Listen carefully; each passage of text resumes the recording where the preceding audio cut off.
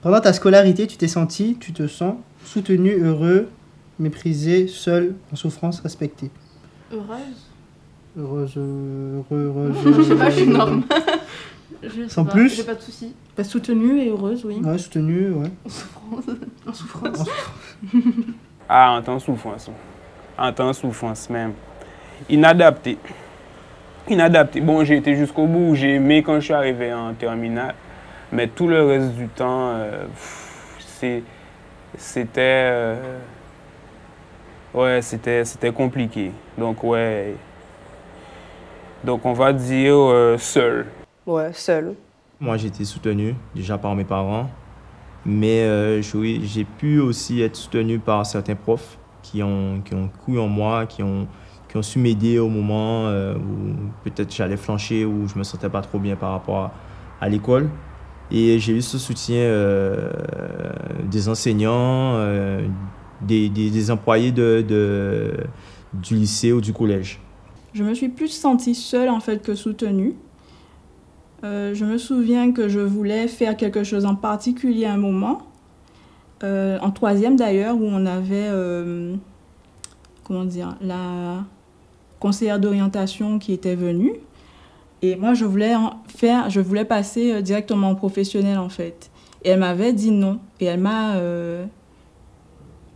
conseillé, mais quand on a 15 ans, bon, c'est plutôt ordonné d'aller en terminale, d'aller au lycée général en fait, où j'ai échoué, lamentablement. Honnêtement, je pense que j'ai fait partie des élèves qui martyrisent un peu les autres au début. Après, quand j'ai vu que ça leur faisait de la peine, je me suis excusée, mais une fois arrivée au lycée seulement, donc j'étais pas seulement respectée, j'étais crainte. Soutenue par mes parents, pas forcément par le système scolaire. Respectée, oui, j'ai eu la chance d'être une bonne élève, donc pour moi, ça s'est plutôt bien passé. Respectée aussi parce que le fait que dans une classe, un enseignant puisse respecter la pensée de l'élève, ça a beaucoup d'importance pour l'élève. Soutenu, oui. Heureux, on va dire pendant la récréation, oui. Méprisé, non. Seul non plus, j'étais très bien entouré. Soutenu par mes parents parce qu'ils voulaient vraiment que je réussisse mes études, c'est sûr. Heureux, mais ça n'avait rien à voir avec les apprentissages, ça a plus à voir avec la vie, l'interaction avec mes camarades de classe et mes amis. De la souffrance parce que oui, j'avais le sentiment de ne pas vraiment être compris et je ne savais pas finalement où est-ce que j'allais aller avec toutes ces choses que j'étais forcé d'apprendre. L'école. Tout à fait confiance, plutôt pas confiance, pas du tout confiance. Je dirais plutôt pas confiance. Parce qu'il peut s'y passer beaucoup de choses négatives, notamment entre les élèves. Beaucoup d'enseignants sont à bout, c'est un milieu qui devient un peu dangereux, pour les enfants du moins. Je pense qu'on n'a pas le choix de faire confiance dans l'école. Si c'est pour parler de la Guadeloupe, on nous a beaucoup caché l'histoire à l'école. Donc, pas confiance au système éducatif français. Moi, en tant que Guadeloupéen, tout ce qu'ils nous ont sorti sur notre histoire et ce qu'ils refusent encore de mettre dans nos livres, pas du tout confiance. Quand j'étais à l'école, j'avais une confiance aveugle, on va dire. Et puis, au fur et à mesure, on se rend compte qu'il ne faut pas trop faire confiance. Donc après, plutôt pas confiance. Plutôt confiance. Enfin, je sais pas.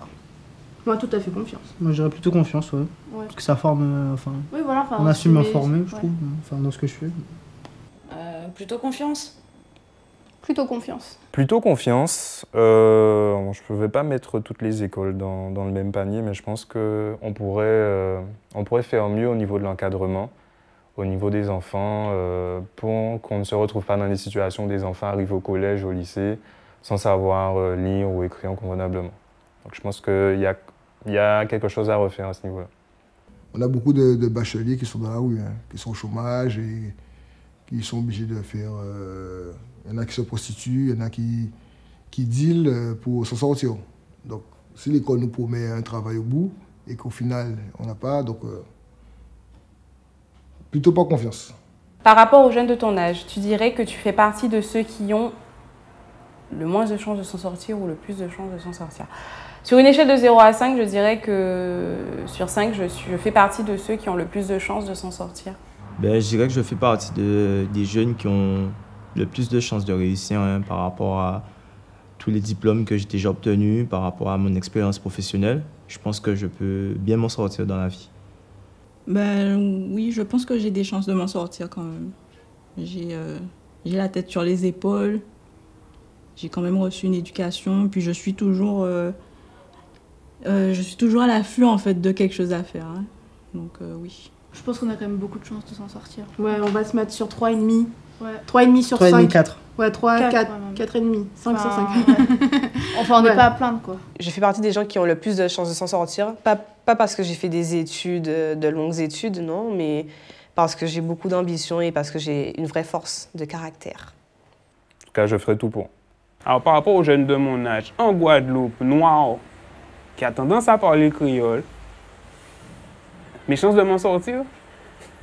Non, c'est un travail quotidien. On fait en sorte que ça... Je me donne mes chances. C'est pas pour autant que les portes restent ouvertes, mais... Ouais, de 0 à 5, je dirais 3 à 4.